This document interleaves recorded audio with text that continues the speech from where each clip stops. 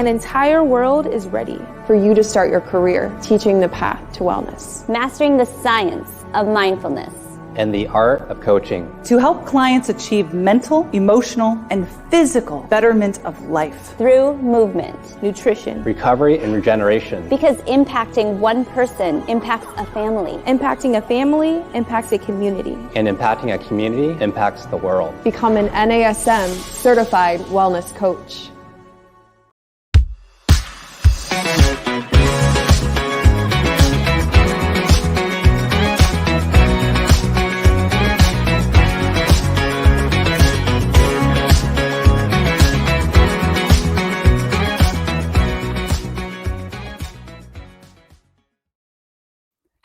Hello, and welcome. Whether you are a fitness professional, a coach, man, it seems like there are lots of kinds of coaches these days, right? Health coaches, self-care coaches, wellness coaches, or whether you are an everyday Jack or Jane looking for your own reliable wellness information for yourself, you have come to the right place. Welcome to Better Than Fine. I'm your host, Darlene Marshall, and I love being in the wellness space. I love helping people. I love teaching them the information and the skills that they need to grow into the people that they want to be, or to become more deeply related to the person that they always have been. And I love the practitioners who genuinely care about their clients and who want to help their clients grow. I love teaching those people. But if I'm being honest, I resisted calling myself a wellness coach for a really long time. And that's because I was pretty frustrated. And oftentimes it's because when I would poke my head into, soft quotes, wellness, I'd find information that I didn't entirely trust, ideas that to me seemed questionable. And I come from the personal training space. And, when I think about being a personal trainer, I think about the sciences of anatomy, physiology, kinesiology, biology. I came to that career as a person who wants to know that I'm doing legit things, right? Science-backed things that are going to work. And I wanted to know that I was telling my clients and my students things that were actually legit. So, when I think about that mindset, when I first got into fitness as a personal trainer, my very first job, I was working for like a big fancy luxury gym. And one of my mentors at the time, fast forward 10 years, we're going to get married next month. But, my fiance, Matthew, he's been in fitness for over 20 years as a personal trainer. And he's kind of judgy, if I'm being honest, about other trainers. And his biggest insult, if he is judging someone as a practitioner, is to call them a charlatan, a poser, somebody who makes up what they're saying to people. They're full of nonsense and bluster. They're a charlatan. And when I first became a trainer and I heard him refer to somebody as a charlatan, it got like burned in my mind that is not who I wanted to be. I wanted to be legit. The problem is, there are people out there who are really looking for help. They're looking for meaningful, reliable information that's going to get them where they want to go. So that's you want to grow, you want to change, you want to make sense of yourself and your life. But there is just so much information out there. And so for this episode, I want to talk about why it matters that as practitioners or consumers of information, that information is reliable. Why you should care, as whether you are a trainer, you're one of those coaches, all those different kinds of coaches, or just for yourself. How do you know how to find reliable information and that information is legit, and then carrying it forward into your life? So let's get to it. This is Better Than Fine. I'm Darlene Marshall. Let's dive into how do you find reliable sources of wellness information that you can trust. And I think on some level, it's kind of fun to make fun of the hashtag self-care wellness influencers. I also want to own my own baggage on this, it is weird to be someone who has a show in the wellness space. But I try to be really mindful that the information I'm putting out is evidence-based. But what is that? Why does it matter that something is, soft quotes, evidence-based? Well, evidence-based means that the recommendation, the strategy, what we call an intervention in psychology, that there's some research out there that the practitioner, the person making the recommendation, is basing the activity on. That there's science out there saying that what you're about to try works, at least for some people, a good chunk of the time. So why does that matter? Well, if I'm being really honest, some people might tell you that it doesn't matter. Their belief or their experience, they think that that's enough to know that what they say works actually works.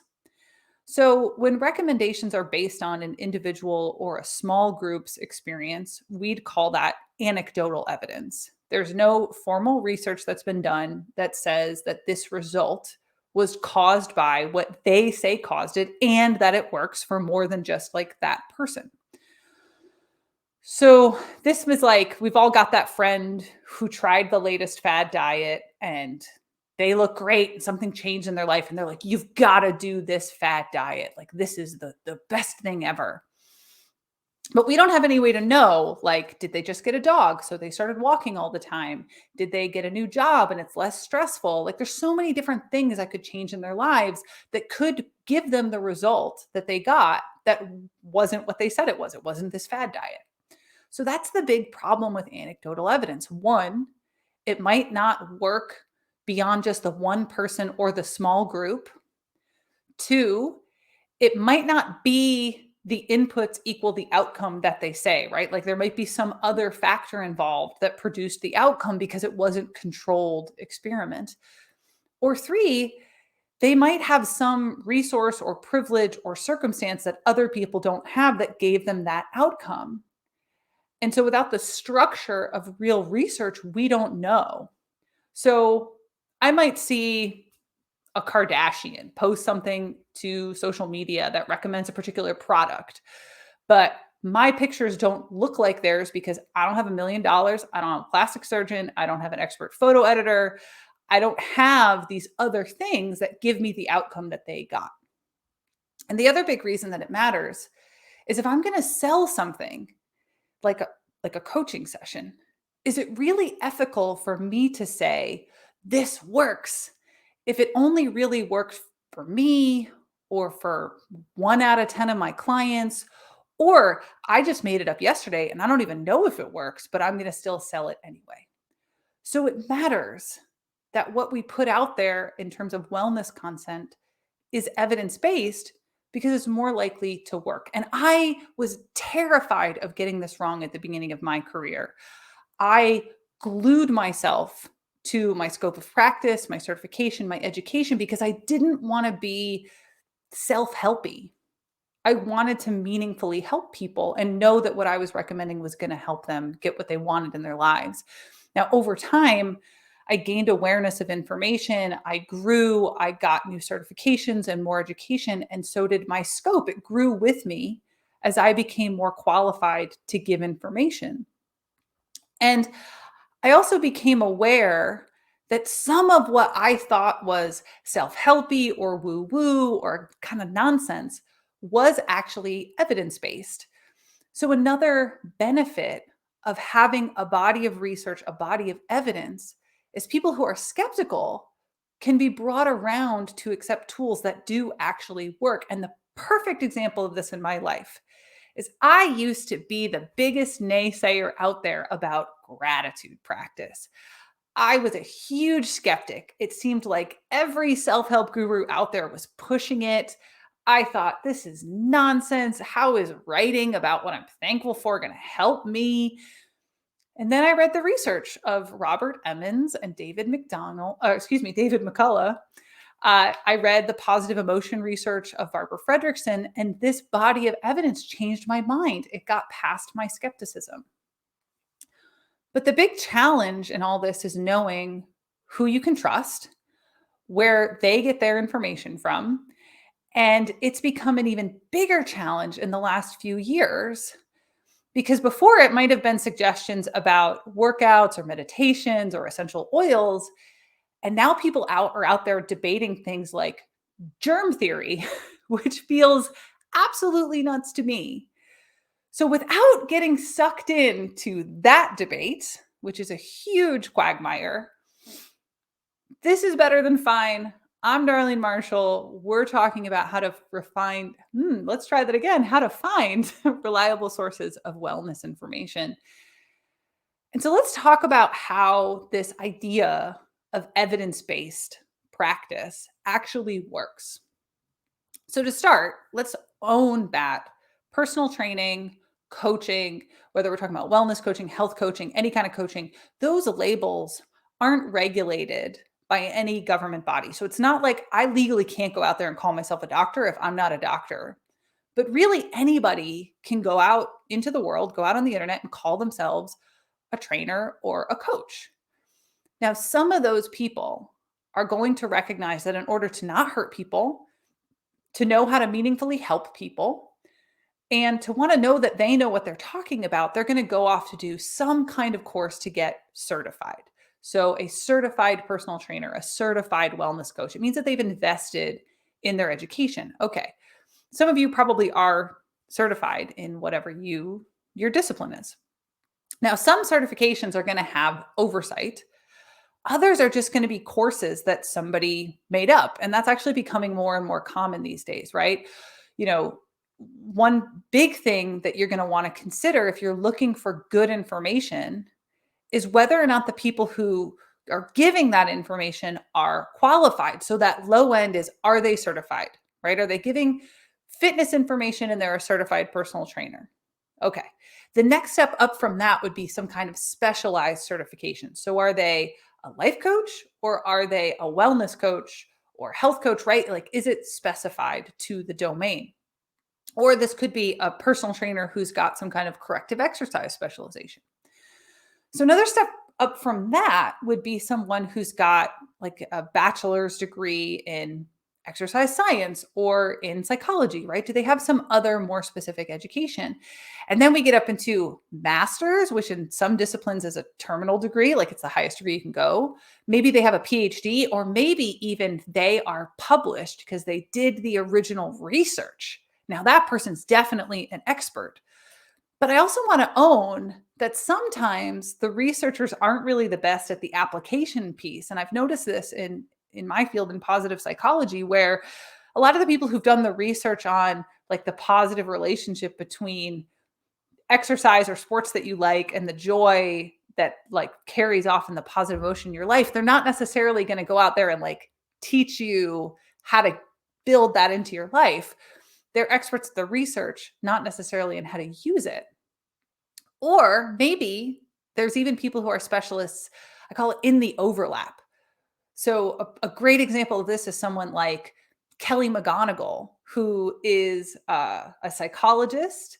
She does original research and she's a group fitness instructor. She teaches yoga, she teaches dance cardio, like she's in the overlap. So she's got that pocket specialization.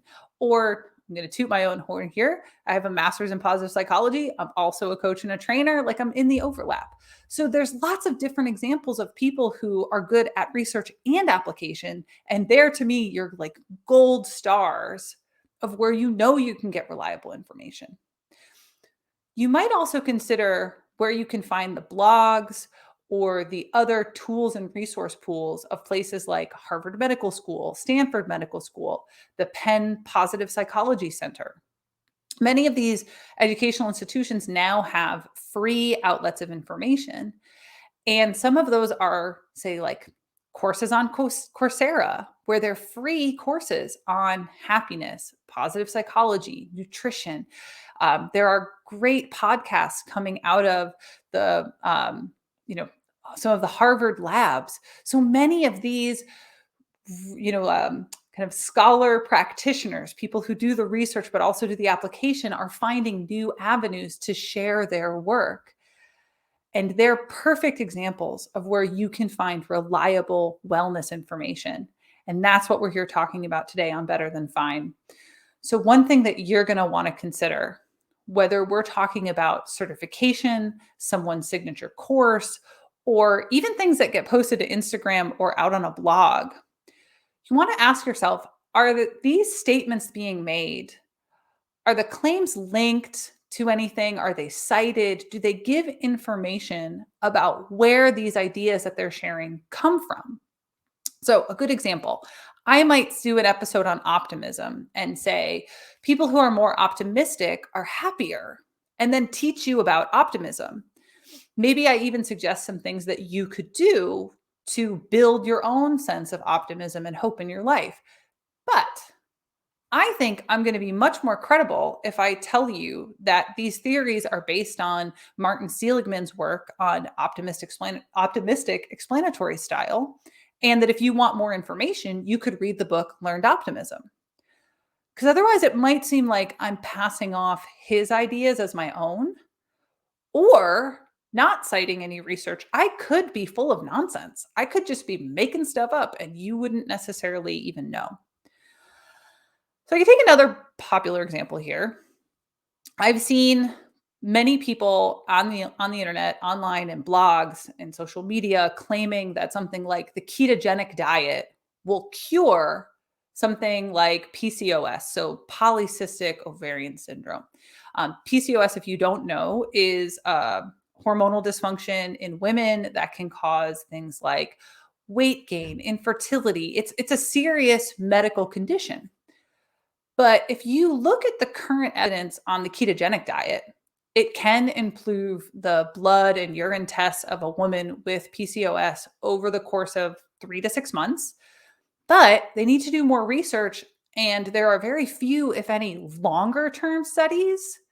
So we know that it helps in the short term, but we don't really know what the long-term outcomes are and the long-term ramifications are. And that's not the same as a cure. And the treatment of a medical condition with food is the scope of a doctor and a nutritionist, not a coach or a trainer. So you want to be mindful that someone might be putting out an idea using words that are exciting and potentially inflammatory. They're trying to get your attention, but it might not be accurate, because these big ideas are not as simple as an Instagram post. And that's not to say that Instagram or other social media outlets shouldn't inspire our curiosity, but we want to be discerning about how that information is framed and how we use it. So when you're looking online for information, you want to consider not only the qualification of the source of that information, but also what's their motivation in sharing it. So yes, what's their education, but are they trying to sell you something? And what other motivations might that person have? So for example, someone's account might say that they're a doctor, but if you dig a little deeper, maybe it turns out that they're a podiatrist and they're out there pushing nutrition information, right? They're not a food doctor. So they're not really qualified to give nutritional advice. Now, maybe that same podiatrist decided to get a certificate in nutrition coaching. That's different. That person now has multiple qualifications. And when I asked, like, are they trying to sell you something? Let's say that same podiatrist, nutritionist has an essential oils company. That person is going to be incentivized to put out information about all of the magic that oils could do in your life as if there was evidence to it, right? And Dr. Feet, with doctor in front of his name, it sounds good. Like this person's going to know what they're talking about, right? But I want to take a sidestep here and point out the difference between evidence and belief. So I believe that there are greater powers in the universe, and I do. But that doesn't mean that I have any scientific evidence to prove it, right? And I'm not going to tell anyone else that their belief system is wrong because I have no proof about theirs versus mine. And I'm not going to prescribe my belief system to my clients, because my job as a wellness practitioner is to understand their belief system and help them make choices that work for them. And one way I can do that is by sharing reliable information that's based in some kind of evidence so that they can understand themselves and their world better within their belief system. And I'm not being ethical if I try to convince them of my beliefs off of something that's not evidence-based. So now let's backtrack to this essential oils example. I think there's a difference between sharing that I put peppermint oil in my diffuser when I have a cold because I believe it helps my sinuses open up. And I do. All of that is true. That's not the same as my saying that peppermint oil has healing properties and that there's research to prove it, which to my knowledge, there is not. I can share what I do and own that it's a belief, right? I do believe it makes me feel better without telling you that it's science. So you want to look for someone who's qualified or certified. You want to ask yourself, what are they maybe selling?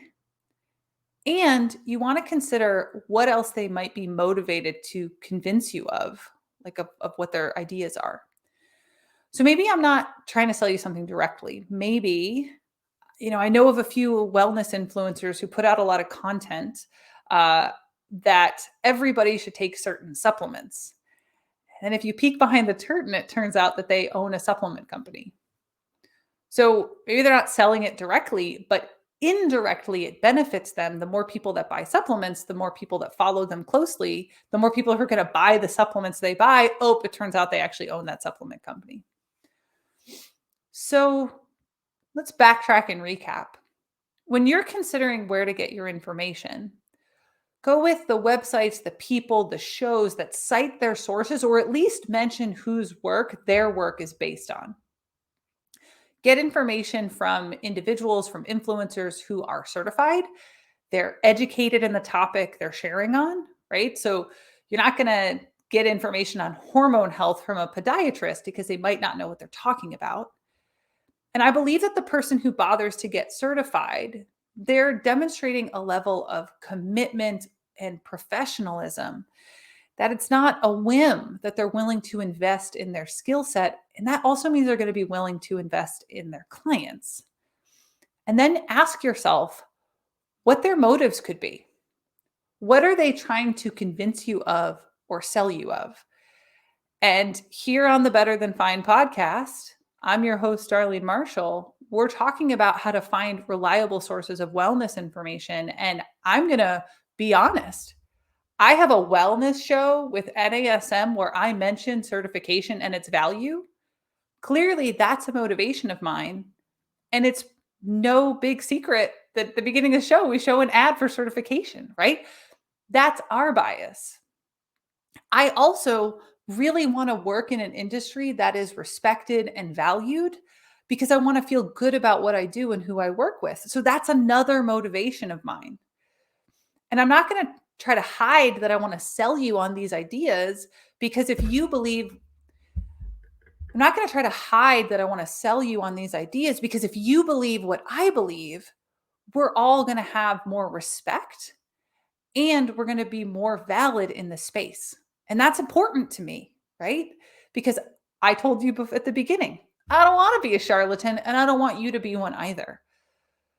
So I think it's also important, if you're a coach, if you're a trainer, a practitioner in the space, to recognize in yourself, where do you have beliefs and where do you have an evidence base that you can point to? Because we all have things that we take on faith, and there is absolutely nothing wrong with that.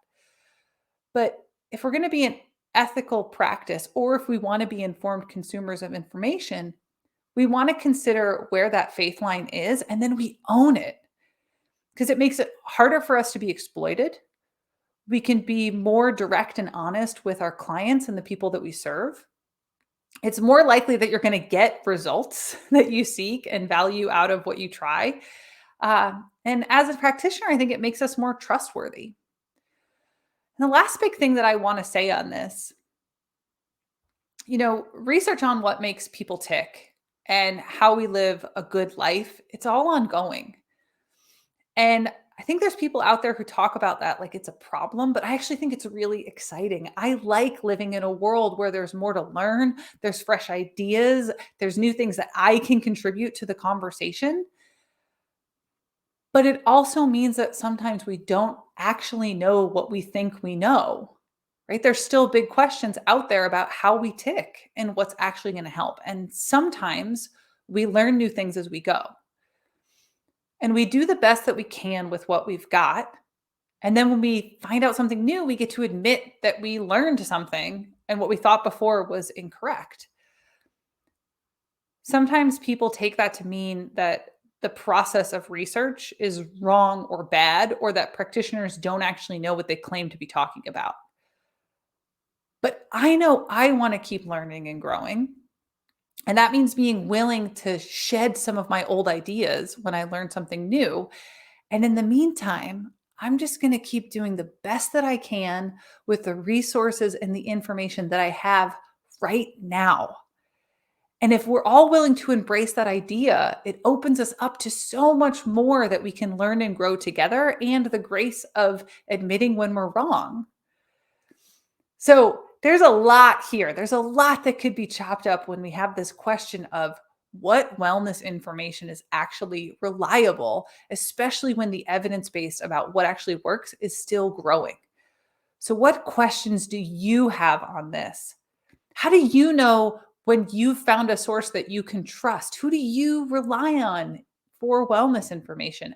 I would love to hear from you. Please share it in the comments.